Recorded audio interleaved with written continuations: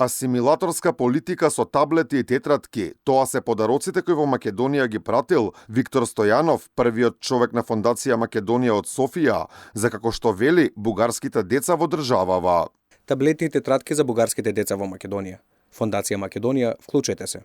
Ова не е изолиран случај на обид за бугарска асимилација, која не е само во Македонија, туку ја има во целиот регион. Последен случај беше во Косово, каде што неодамна престојуваше и бугарскиот претседател Румен Радев. Тој беше во регионот каде живеат горанците, кои се декларираат како македонци со муслиманска вероисповест. Радев од таму порача дека тие биле бугарско малцинство, иако самите се декларираат како македонци. Българската общност в Косово да бъде законово призната, да намери своето място в Закона за защита и насърчаване на общностите в Косово, да намери своето място в Консултативния съвет на общностите към президент, към госпожа Османи. Имам пълните уверения и на госпожа Османи, и на господин Курти, че това ще се случи в най-скоро време.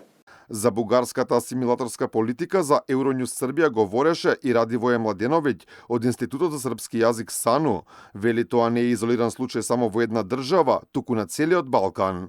Već više od 100 godina deo bugarske državne politike i bugarske nauke i kvazi nauke pokušava da dokaže da je veći deo Balkanskog poluostrva zapravo pripada perifernim bugarskim govorima i da je u tom kontekstu formiran jedan projekat Zagraničnite Българи koji je vrlo agresivan. Со цел асимилација на секаде бугарите го користат своето членство во Европската Унија и бугарскиот пасош, вели професорот од Универзитетот во Призрен Садик Идризи.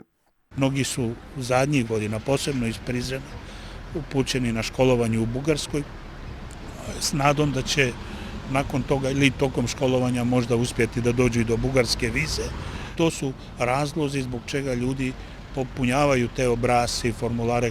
Покрај официјалните власти, бугарската асимилаторска политика ја тераат и невладини организации. Например, богатиот Милен Врабески е главен финансиер на бугарските клубови во Македонија, а Виктор Стојанов, кој има забранет вез во државава, беше во акција да ги убедува македонците од Албанија дека биле бугари, и тоа на и помалку смешен начин. Ела ти, ела. Чакај. Тука да поздравиш Българија. Кажи как се казваш? Ружди. Българин ли си? Да. А тия деца, българчета ли си? Да. Какво взеха те? Тетрадки?